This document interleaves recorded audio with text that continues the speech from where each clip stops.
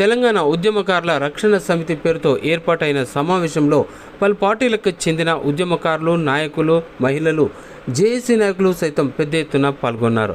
హైదరాబాద్లోని ఉప్పల్లో జరిగిన ఈ సమావేశానికి అనేక రంగాలకు చెందినటువంటి ఉద్యమకారులు పెద్ద ఎత్తున పాల్గొన్నారు. తెలంగాణ సాధన కోసం అహర్నిశలు కృషి చేసి సర్వం కోల్పోయిన వారిని అటు కేసీఆర్ ప్రభుత్వం పట్టించుకోక ఎన్నికల సమయంలో ఇచ్చిన హామీలను రేవంత్ రెడ్డి నీరుగార్చడాన్ని వారు తప్పుపట్టారు.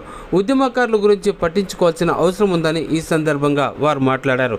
కేవలం కొందరి స్వార్థ ప్రయోజనాల కోసం ఉద్యమకారుల విషయాన్ని పక్కకు పెట్టడం, ఇక రానున్న రోజుల్లో జరగబోయే ఉద్యమకారుల హామీలను నెరవేర్చుకునేందుకు పక్క ప్రణాళికతో మరో ఉద్యమం తలబెట్టబోతున్నట్టుగా ఈ సమావేశం వెల్లడించింది. అంతేకాదు, నాడు ఉద్యమకారులను నిలువున మోసం చేసిన తీరును ఉద్యమ నాయకులు నిర్దం భాస్కర్ తన ఆవేదనను మీడియాకు వెల్లడించారు. ఈ కార్యక్రమానికి జేఏసీ నాయకులు నల్ల రాధాకృష్ణ, నిర్దం భాస్కర్ రావు, గోపు సదానంద్, ప్రజాపతి, సత్యరాజ్, సంపత్ తదితరులు పెద్ద ఎత్తున పాల్గొన్నారు.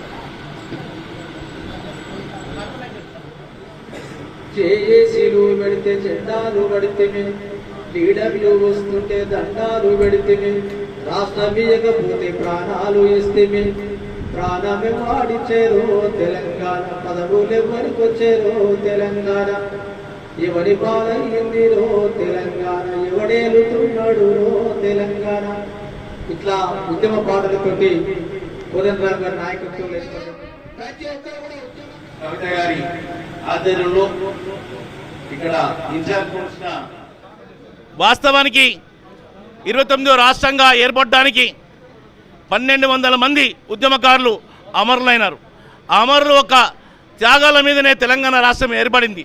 వచ్చిన రాష్ట్రంలో కేవలం రాజకీయ లెక్కలతో ప్రభుత్వాలు పాలించినాయి తప్ప వీళ్ళ వల్ల కదా ఈరోజు నేను ముఖ్యమంత్రి అయినాను, ఈ రాష్ట్రం అమరుల వల్ల నేను మంత్రులైనాను, పరిపాలన చేస్తున్నాను, 29వ రాష్ట్రం వచ్చిందని ఏ ప్రభుత్వము గుర్తించలేకపోయింది.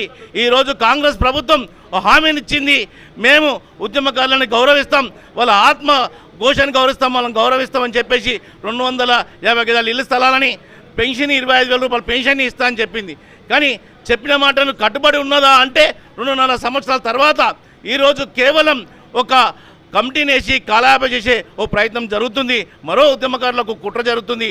ముందు వరుసలో ఎవరికైనా న్యాయం జరగాలి రాష్ట్రంలో అంటే నిజమైన నికార్సైన ఉద్యమ అమరులకు, ఆ తర్వాత ఉద్యమకారులకు, మేధావులకు, కళాకారులకు, ఉద్యోగ సంఘాలు ముందు వరుసలో రాష్ట్రం సాధించిన వారికి. కానీ విస్మరిస్తుంది. ఆ విస్మరణని తప్పు కాబట్టి కాంగ్రెస్ ప్రభుత్వానికి ఈ వేదిక ద్వారా హెచ్చరిస్తున్నాం. ఇవ్వాల్సినది ప్రామిస్ చేసిన హామీలను వెంబడే నెరవేర్చాలని కోరుకుంటున్నాం.